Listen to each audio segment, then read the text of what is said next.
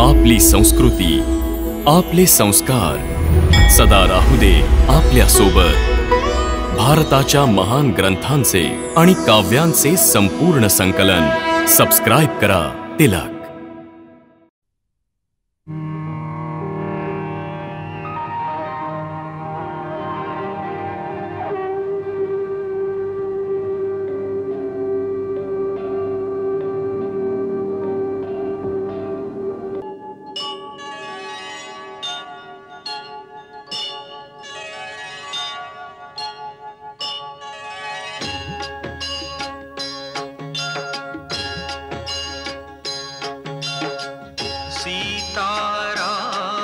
चरित अति पावन, मधुर सरस रस किति मन भावन।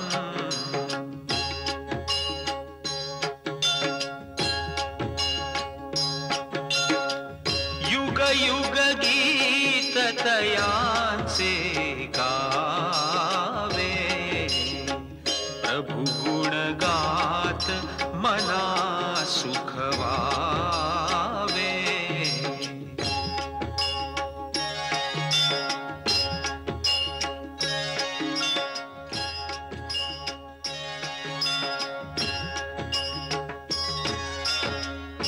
मी आपल्या कुळाच्या कल्याणासाठी आपल्या चरणांवर झुकून प्रार्थना करतो।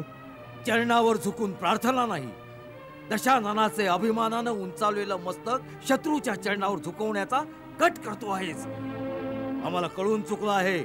तो वानर प्रथम तुझ्या घरी आला, तू सीतेचे रहस्य सांगितलंस, त्याने सगळ्या लंकेला आग लावली, पण तुझं घर मात्र वाचलं।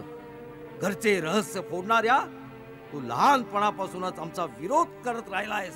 साऱ्या लंकेत एकटा तूच आपली स्वतःची वेगळी चूल सतत वेगळी मांडत आला आहेस। आम्हाला नीती आणि धर्म शिकवायला निघालायस। जा कुलहीन, घरचा भेदी, त्या वनवासीना जाऊन नीती शिकव, ज्यांच्यावर तुझं खरं प्रेम आहे। जा। दादा, मला चुकीचं समजू नका। तुम्ही मला पित्या समान आहात। मी निष्कपट आणि निर्दोष मनाने सदा आपलं चांगलंच चिंतलं आहे, सदा आपल्या कल्याणाची इच्छा ठेवली आहे। याच भावाने मी पुन्हा आपले चरण पकडून प्रार्थना करतो की श्रीराम त्रिलोकीचे स्वामी आहेत, त्यांच्याशी वैर पत्करू नका। कुलकलंक, जा, माझ्या नजरेसमोरून दूर हो। जा, लंकेत तुझं काही स्थान नाहीये। जा।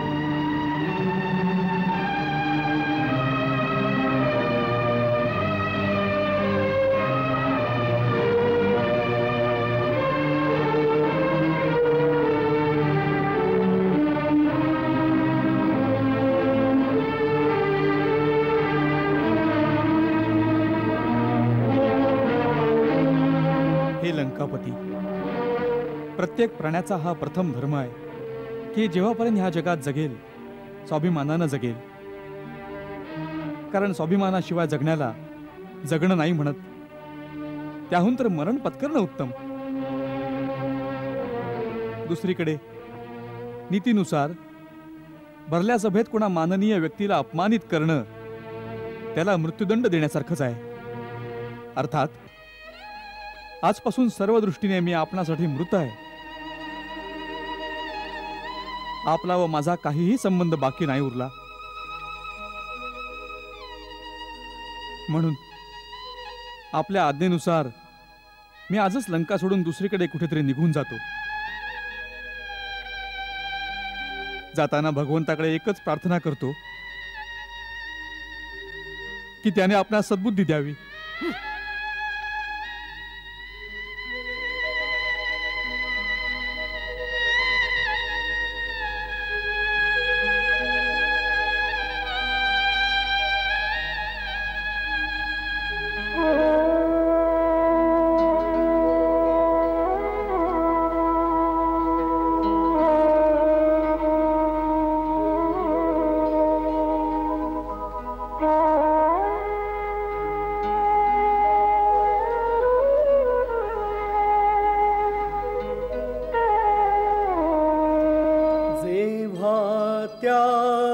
करे विभीषण ही लोपे चैतन्य राजमहाली।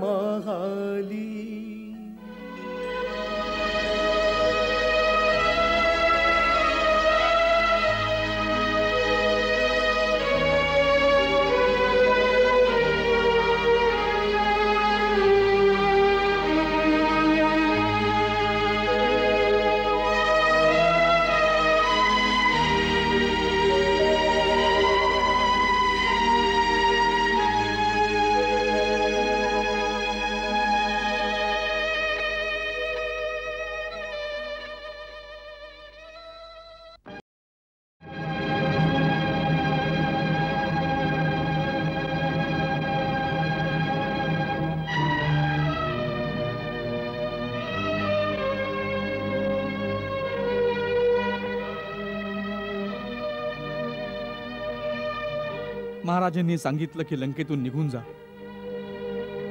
मीही सांगितलं की लंका सोडून देईन. बोलणं सोपं होतं, पण आपल्या जन्मभूमीला सोडणं कठीण वाटतंय. मला पुन्हा पुन्हा आपली प्रजा आणि राक्षस जातीची आठवण येते.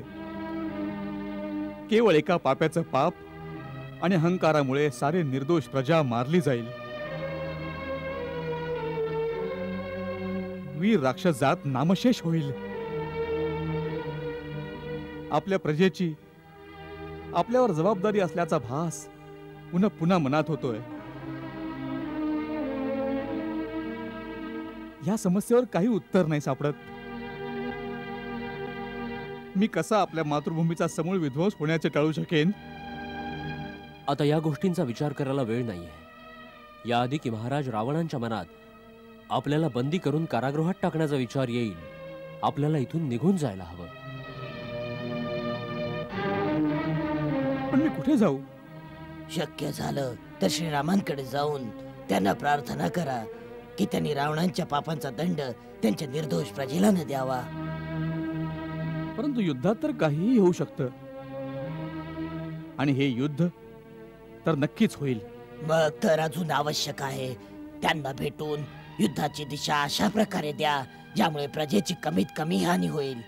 यासाठी आपल्याला श्रीरामांना भेटून त्यांचे विश्वास पात्र बनवून युद्धाची सूत्र सांभाळण्यात सहभागी व्हावं लागेल.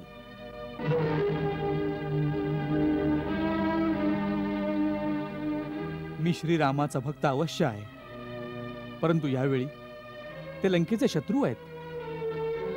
काय माझा धर्म त्यांची साथ देण्याची आज्ञा देतो? हो राजन, पहिली गोष्ट तर ही आहे की श्रीराम लंकेचे शत्रू नाहीत, रावणाचे शत्रू आहेत. तो रावण जो यावेळी एक प्रकारे देशद्रोही आहे, कारण यावेळी तो व्यक्तिगत कामाग्नीनं भडकलेला, कोणाचा उपदेश न मानता धर्म, नीती आणि मर्यादांना आपल्या अहंकाराच्या पायदळी तुडवत साऱ्या देशाला युद्धाच्या आगीत लोटतोय. म्हणून या देशाला वाचवण्यासाठी रावणाचा अंत आवश्यक आहे. त्याचे दोनच मार्ग आहेत. पहिला हा की आपल्याकडे अशी सेनेची शक्ती असेल तर त्याला सिंहासनावरून उतरवून रामाशी तह केला जावा, परंतु हे संभव नाही. म्हणून दुसरा एकच मार्ग आहे की आपण स्वतः श्रीरामांना भेटून युद्धाचं संचालन असं करा ज्याचं लक्ष केवळ त्या आताताई रावणाचा अंत असेल. यावेळी हाच आपला धर्म आहे.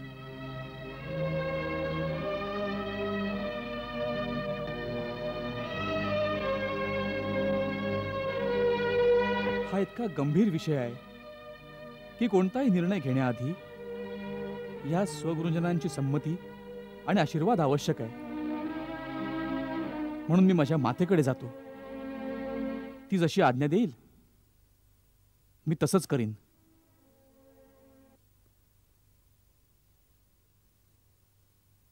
राजमाता कैकेशींना सांगा की आम्हाला त्यांच्या दर्शनाची परवानगी मिळावी. जशी आज्ञा.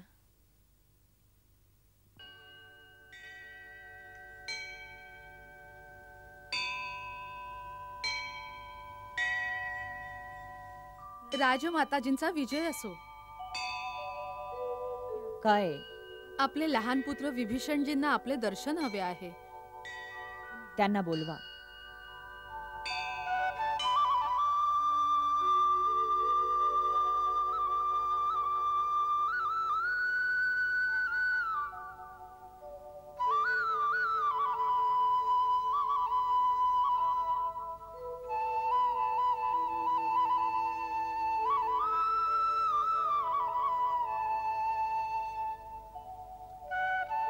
दीर्घायु हो पुत्रा. भगवान शंकर तुझं कल्याण करू. आसनावर बस.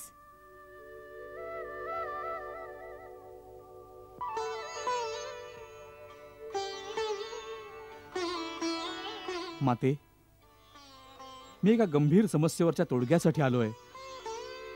मला मार्गदर्शन कर माते. खूपच अस्थिर चित्ताने बोलत आहेस.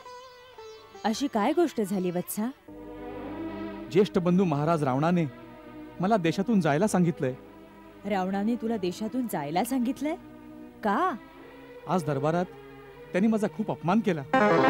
का?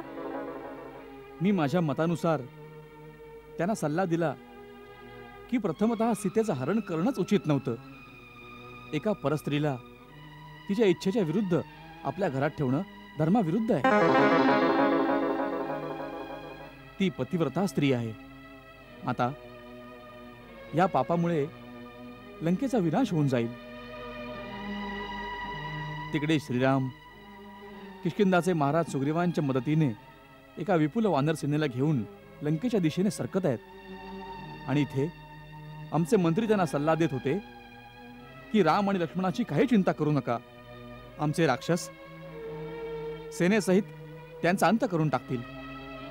परंतु मी त्यांना सांगितलं की ज्यांचा दूत हनुमान एकटाच साऱ्या लंकेला जाळून नष्ट करून गेला आहे, त्यांच्या शक्तीला कमी नाही लेखता कामा. एका स्त्रीसाठी कोणा शक्तिशाली शत्रूशी लढाई नाही करता कामा.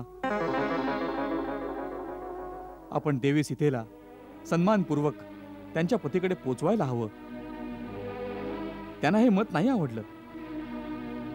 मी आपला मुकुट त्यांच्या चरणांशी ठेवला की दादा, केवळ आपल्या हट्टासाठी लंकेचा विनाश नका करू. परंतु त्यांनी पायाच्या प्रहाराने माझा मुकुट दरबारात फेकून दिला आणि मला लंकेतून जायला सांगितलं. हे रावणाने चांगलं नाही केलं. परंतु यानंतर तुझ्यासाठी अजून कुठलाच मार्ग नाही. राजाची आज्ञा आहे, तुला जावंच लागेल. माते, यावेळी हे संकट तर त्यांच्यावर आलेलंच आहे. परंतु त्यांच्यामुळे साऱ्या देशावर संकटाची सावली पडतीये. अशा वेळी मी आपल्या देशवासियांना संकटात सोडून कसा निघून जाऊ? आपल्या प्रजेची साऱ्या राजकुळावर जबाबदारी असते. यावेळी जाण्याने देशद्रोह नाही होणार. जर इथे राहून तू प्रजेचं रक्षण करू शकणार असशील तर तुझं जाणं उचित नाही होणार. परंतु इथे राहून तू काही नाही करू शकणार, कारण रावण तुला इथे स्वतंत्र नाही राहू देणार. म्हणून पहिलं काम तर हे कर की अतिशीघ्र इथून निघून जा. लंकेबाहेर जाऊन विचार कर की लंकेच्या निर्दोष प्रजेचं रक्षण कसं करू शकशील, कुणाची मदत घेऊन करू शकतोस. माझे मंत्री आणि मित्रांचं मत आहे की मला स्वतः श्रीरामांच्या जवळ जायला पाहिजे आणि त्यांना सांगितलं पाहिजे की त्यांचं वैर रावणाशी आहे. त्यांच्यामुळे लंकेच्या निर्दोष प्रजेला दंड नका करू. विचार चांगला आहे, परंतु काय माते? परंतु त्यात खूप संकट आहेत. काय? श्रीराम तुला का स्वीकारतील? तू शत्रूचा भाऊ आहेस, म्हणून नीतीनुसार त्यांना तुझ्यावर विश्वास नाही ठेवता येणार. त्यांनी तुझ्याशी तसंच वागायला हवं जसं ते रावणाशी वागतील. तर दुसरा उपाय काय आहे? काय मी लंका सोडून साधू होऊन जाऊ? कोणत्या गुहेत जाऊन बसू आणि आपल्या देशाचा नाश होऊन देऊ? नाही, ती अकारक क्षमता होईल. ज्याचा देश संकटात असेल त्याला हे नाही शोभत. मग तुझे मंत्री बरोबर सांगतायत. तुला प्रजाहितासाठी आपल्या जीवनाची बाजी लावूनही श्रीरामांकडे निघून जायला पाहिजे. कदाचित ते तुला शत्रू पक्षातला समजून मृत्यूदंड देतील आणि ह्या बलिदानाने राजकुळात उत्पन्न झाल्याने त्या जबाबदारीतून तू मुक्त होऊ शकशील. जर ते एकदा तुला आपला मानतील तर काहीच भीती नाही, कारण मी ऐकलंय की रघुकुळातील लोक आपल्या वचनाचे पक्के असतात. प्राण देतील पण आपलं वचन खोटं पडू देणार नाहीत. मला वाटतं की तुझे पिता महर्षी विश्वांचं कथन सत्य होण्याची वेळ आली आहे. कोणते कथन माते? जेव्हा ते हिमालयात जात होते तेव्हा त्यांनी मला सांगितलं होतं. देवी, तुझ्या ज्येष्ठ पुत्र रावणाचा विनाशकाल सुरू झाला आहे. देवतांची प्रार्थना ऐकून विष्णूनं रघुकुळात अवतार घेतला आहे. आता वेळ येताच त्यांच्याकडून रावणासहित राक्षसांचा संहार होईल. स्वामी, एका रावणामुळे आपलं सारं कुळ आणि राक्षसांचा हा उन्नत समाज विनाशास पोचणार आहे का? आणि पितरांना अग्नी देणाराही कोणी राहणार नाही? कैकशी, तुझा लहान पुत्र विभीषण आपल्या जातीचा उद्धार करेल. त्याच्याच द्वारे त्या राक्षसांचं रक्षण होईल, जे अधर्माच्या मार्गापासून दूर होतील आणि प्रभूला शरण जातील.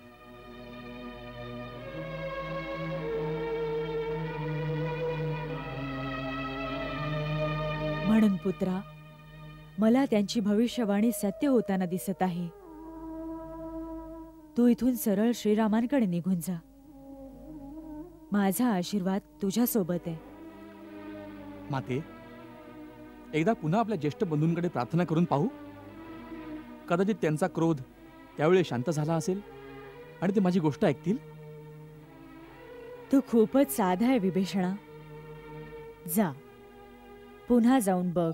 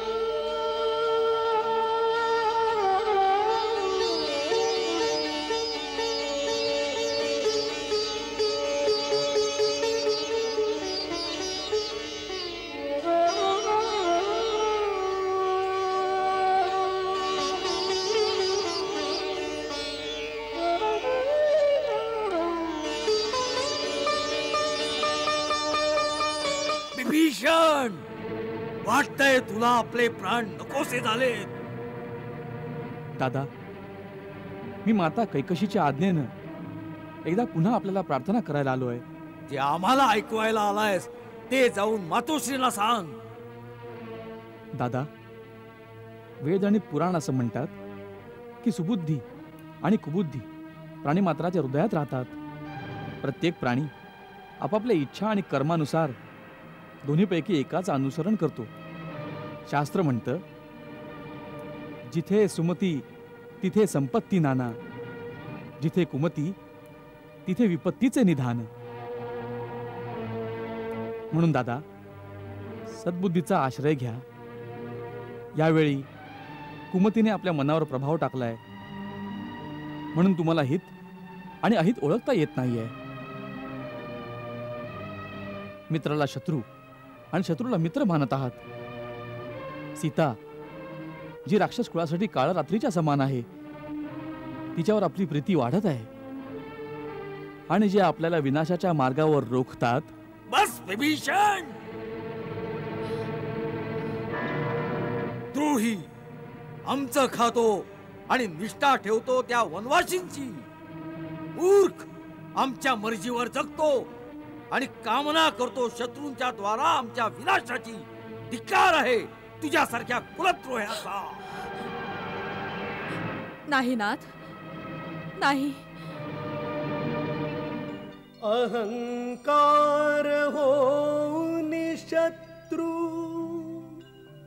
वाटे जास मी,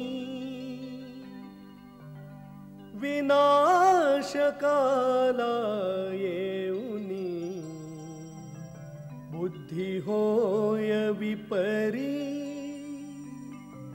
बुद्धी होय विपरी.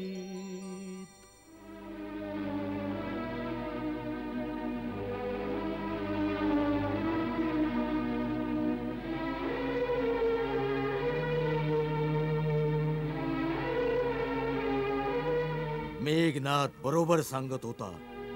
हा शट दयेला पात्र नाही आहे, नाही आहे. मंगल भाव मनात जपोनी, दशरथ राज आनंदे मनोमानी.